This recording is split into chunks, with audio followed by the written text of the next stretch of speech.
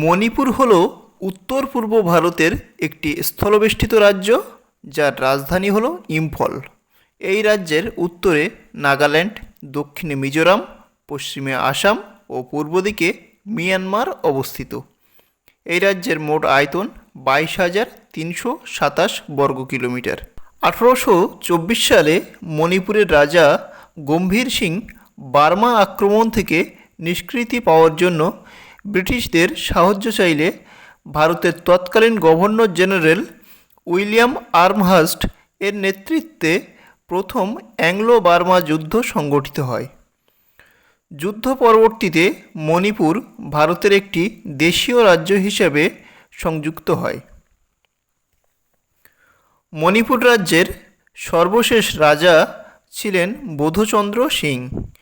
1947 সালে ভারতবর্ষ স্বাধীনতা পাওয়ার সময় মণিপুর স্বাধীন রাজ্য হিসেবে আত্মপ্রকাশের ইচ্ছা প্রকাশ করে, কিন্তু বার্মার আগ্রাসী মনোভাবে ভীত হয়ে 1949 সালে রাজা বোধচন্দ্র সিং ভারত অন্তর্ভুক্তির চুক্তিতে সই করেন।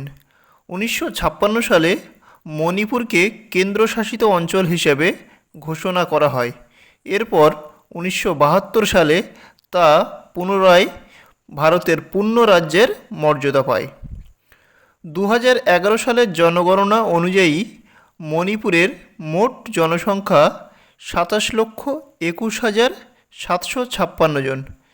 এখানে বিভিন্ন জনজাতি গোষ্ঠী বসবাস করে, যেমন মেইতি, নাগা, কুকি, জো ও অন্যান্য উপজাতিরা বাস করে। কিন্তু মোট জনসংখ্যার 53% মেইতি জনগোষ্ঠী এখানে বসবাস করে, 20% নাগা জনগোষ্ঠী, 16% কুকি ও জো জনগোষ্ঠী, বাকি 11% অন্য অন্য জনজাতি বসবাস করে।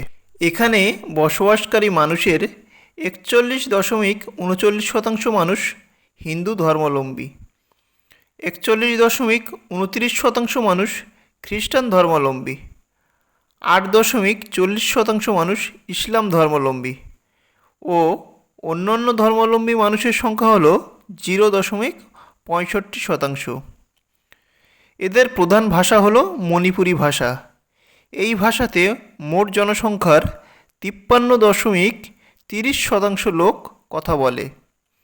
তবে এই পাহাড়ে ঘেরা মণিপুরের মেইতি ও কুকি সম্প্রদায়ের মধ্যে জাতিগত সমস্যা শুরু হয় 2023 সালের মে মাস থেকে, যা আজ সংঘর্ষ, যুদ্ধ ও প্রাণহানির আকার ধারণ করেছে।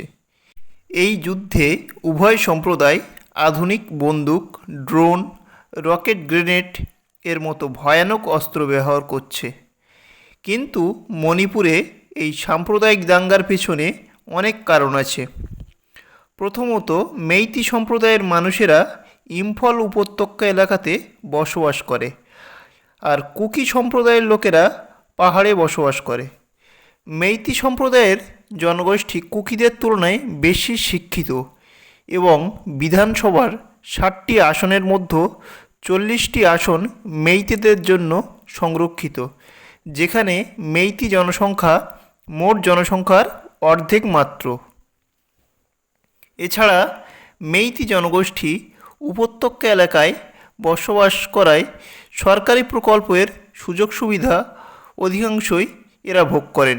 আবার এই মেইতি জনগোষ্ঠীর মানুষেরা এসটি জাতির অন্তর্ভুক্ত হওয়ার জন্য হাইকোর্ট কেন্দ্রের কাছে প্রস্তাব পাঠালে কুকি এবং নাগা সম্প্রদায়ের মানুষ বিদ্রোহ ঘোষণা করে মেইতি জনগোষ্ঠীর বিরুদ্ধে, কারণ মেইতি জনগোষ্ঠী আগে থেকেই অনেক উন্নত, শিক্ষিত এবং সরকারি সুযোগ সুবিধা ভোগ করছিল। দ্বিতীয়ত, আবার মিয়ানমার থেকে আসা অবৈধ কুকিরা ভারতের মণিপুরে প্রবেশ করে স্থানীয় কুকিদের সঙ্গে বসতি স্থাপন করে। এর কারণে সংরক্ষিত বন কেটে বসবাস শুরু করে তারা। সরকারি তরফ থেকে এই সংরক্ষিত বনকে বাঁচানোর জন্য এই কুকিদের উচ্ছেদ করা হয়। ফলস্বরূপ কুকি সম্প্রদায়ের মধ্যে বিদ্রোহ দেখা দেয়। তৃতীয়ত, পাহাড়ি ঢালু এলাকাতে মিয়ানমারের থেকে আসা কুকি সম্প্রদায় পপি চাষ, হিরোইন ও মাদকদ্রব্য চাষ শুরু করে। কিন্তু সরকার এই পার্বত্য জেলায় হাজার হাজার পপির বাগান ধ্বংস করে। এর ফলে কুকিরা ব্যাপক বিদ্রোহ ঘোষণা করে সরকারের বিরুদ্ধে।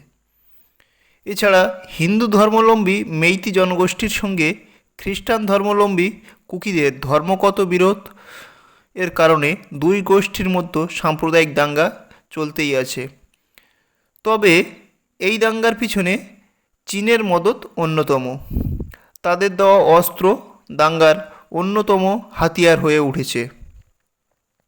তবে মণিপুরের মুখ্যমন্ত্রী এন বীরেন সিং দুই সম্প্রদায়ের বিদ্রোহী গোষ্ঠীর সঙ্গে কথা বলে সমস্যা সমাধানের চেষ্টা চালাচ্ছেন।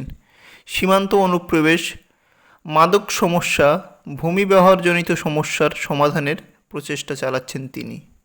তথ্যটা যদি ভালো লাগে অবশ্যই একটি লাইক করবেন। আর ভিডিও শেষে একটাই কথা বলবো, চ্যানেলটিকে সাবস্ক্রাইব করে পাশে থাকবেন। আপনাদের সাপোর্ট আমাকে নতুন ভিডিও তৈরিতে মোটিভেট করে।